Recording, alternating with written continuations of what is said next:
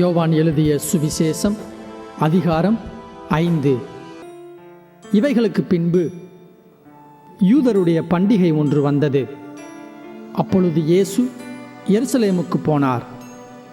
எபிரேய பாஷையிலே பெதஸ்தா என்னப்பட்ட ஒரு குளம் எருசலேமில் ஆட்டு வாசலின் அருகே இருக்கிறது. அதற்கு 5 மண்டபங்கள் உண்டு. அவைகளிலே குருடர், சப்பானிகள், சூம்பின உறுப்பையுடையவர்கள் முதலான வியாதிக்காரர் அநேகர் படுத்திருந்து தண்ணீர் எப்பொழுது கலங்கும் என்று காத்து கொண்டிருப்பார்கள். ஏனெனில் சில சமயங்களிலே தேவதூதன் ஒருவன் அந்த குளத்தில் இறங்கி தண்ணீரை கலக்குவான். தண்ணீர் கலங்கின பின்பு யார் முந்தி அதில் இறங்குவானோ அவன் எப்பேற்பட்ட வியாதியஸ்தனாயிருந்தாலும் சொஸ்தமாவான். 38 வருஷம் வியாதி கொண்டிருந்த ஒரு மனுஷன் அங்கே இருந்தான்.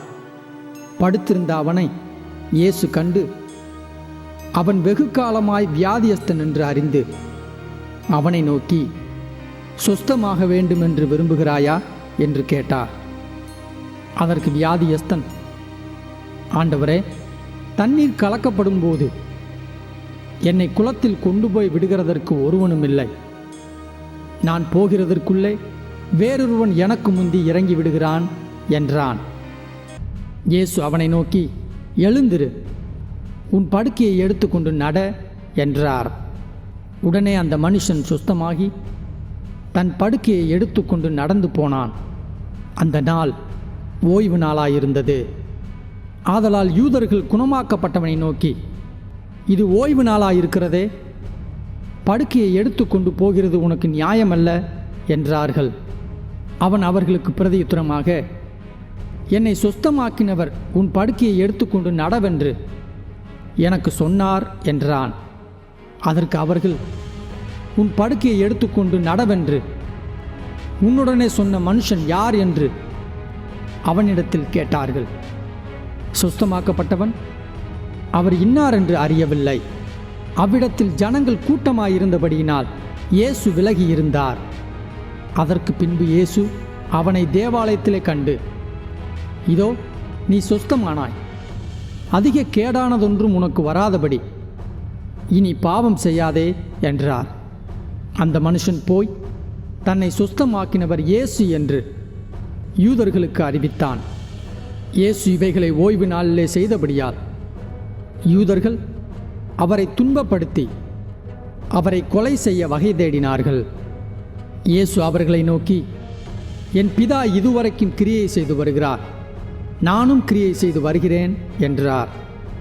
அவர் ஓய்வு நாள் கட்டளையை மீறினதுமல்லாமல் தேவனை தம்முடைய சொந்த பிதா என்றும் சொல்லி தம்மை தேவனுக்கு சமமாக்கினபடியினாலே யூதர்கள் அவரை கொலை செய்யும்படி அதிகமாய் வகை தேடினார்கள்.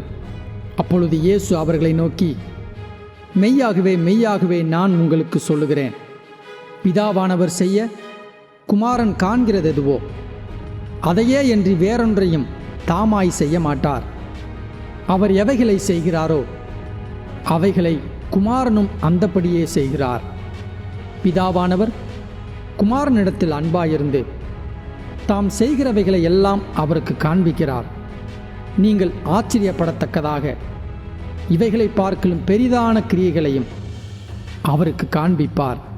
பிதாவானவர் மரித்தோரை எழுப்பி உயிர்ப்பிக்கிறது போல குமாரனும் தமக்கு சித்தமானவர்களை உயிர்ப்பிக்கிறார். அன்றியும் பிதாவை கனம் பண்ணுகிறது போல எல்லாரும் குமாரனை கனம் பண்ணும்படிக்கு பிதாவானவர் தாமே ஒருவருக்கும் நியாயத்தீர்ப்பு செய்யாமல் நியாயத்தீர்ப்பு செய்யும் அதிகாரம் முழுவதையும் குமாரனுக்கு ஒப்பு கொடுத்திருக்கிறார். குமாரனை கனம் பண்ணாதவன் அவரை அனுப்பின பிதாவையும் கனம் பண்ணாதவனாயிருக்கிறான். என் வசனத்தை கேட்டு என்னை அனுப்பினவரை விசுவாசிக்கிறவனுக்கு நித்திய ஜீவன் உண்டு. அவன் ஆக்கினை தீர்ப்புக்குட்படாமல் மரணத்தை விட்டு நீங்கி ஜீவனுக்குட்பட்டிருக்கிறான் என்று மெய்யாகவே மெய்யாகவே உங்களுக்கு சொல்லுகிறேன். மரித்தோர் தேவகுமாரனுடைய சத்தத்தை கேட்கும் காலம் வரும், அது இப்பொழுதே வந்திருக்கிறது. அதை கேட்கிறவர்கள் பிழைப்பார்கள் என்று மெய்யாகவே மெய்யாகவே உங்களுக்கு சொல்லுகிறேன். ஏனெனில் பிதாவானவர் தம்மில் தாமே ஜீவனுடையவராய் இருக்கிறது போல குமாரனும் தம்மில் தாமே ஜீவனுடையவராய் இருக்கும்படி அருள் செய்திருக்கிறார். அவர் மனுஷகுமாரனாய் இருக்கிறபடியால் நியாயத்தீர்ப்பு செய்யும்படிக்கு அதிகாரத்தையும் அவருக்கு கொடுத்திருக்கிறார். இதை குறித்து நீங்கள் ஆச்சரியப்பட வேண்டாம். ஏனென்றால் பிரேத குழிகளில் உள்ள அனைவரும் அவருடைய சத்தத்தை கேட்கும் காலம் வரும். அப்பொழுது நன்மை செய்தவர்கள் ஜீவனை அடையும்படி எழுந்திருக்கிறவர்களாகவும் தீமை செய்தவர்கள் ஆக்கினையை அடையும்படி எழுந்திருக்கிறவர்களாகவும் புறப்படுவார்கள். நான் என் சுயமாய் ஒன்றும் செய்கிறதில்லை. நான் கேட்கிறபடியே நியாயந்தீர்க்கிறேன். எனக்கு சித்தமானதை நான் தேடாமல் என்னை அனுப்பின பிதாவுக்கு சித்தமானதையே நான் தேடுகிறபடியால் என் தீர்ப்பு நீதியாயிருக்கிறது. என்னை குறித்து நானே சாட்சி கொடுத்தால் என் சாட்சி மெய்யாயிராது. என்னை குறித்து சாட்சி கொடுக்கிறவர் வேறொருவர் இருக்கிறார். அவர் என்னை குறித்து கொடுக்கிற சாட்சி மெய்யான சாட்சி என்று அறிந்திருக்கிறேன். நீங்கள் யோவானிடத்தில் ஆள் அனுப்பி விசாரித்தீர்கள். அவன் சத்தியத்திற்கு சாட்சி கொடுத்தான். நான் ஏற்றுக்கொள்ளுகிற சாட்சி மனுஷனுடைய சாட்சி அல்ல. நீங்கள் ரட்சிக்கப்படுவதற்காகவே இவைகளை சொல்லுகிறேன். அவன் எரிந்து பிரகாசிக்கிற விளக்காயிருந்தான். நீங்களும் சில காலம் அவன் வெளிச்சத்திலே களி கூற மனதாயிருந்தீர்கள். யோவானுடைய சாட்சியை பார்க்கிலும் மேன்மையான சாட்சி எனக்கு உண்டு. அதென்னவெனில், நான் நிறைவேற்றும்படிக்கு பிதாவானவர் எனக்கு கற்பித்ததும் நான் செய்து வருகிறதுமான கிரியைகளே பிதா என்னை அனுப்பினார் என்று என்னை குறித்து சாட்சி கொடுக்கிறது. என்னை அனுப்பின பிதா தாமே என்னை குறித்து சாட்சி கொடுத்திருக்கிறார். நீங்கள் ஒரு காலம் அவர் சத்தத்தை கேட்டதும் இல்லை, அவர் ரூபத்தை கண்டதும் இல்லை. அவர் அனுப்பினவரை நீங்கள் விசுவாசியாதபடியால் அவருடைய வசனம் உங்களில் தரித்திருக்கிறதும் இல்லை. வேத வாக்கியங்களை ஆராய்ந்து பாருங்கள்.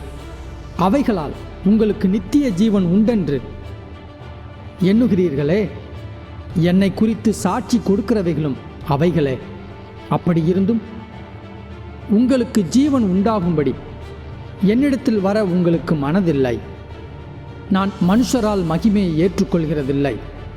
உங்களில் தேவ அன்பு இல்லை என்று உங்களை அறிந்திருக்கிறேன்.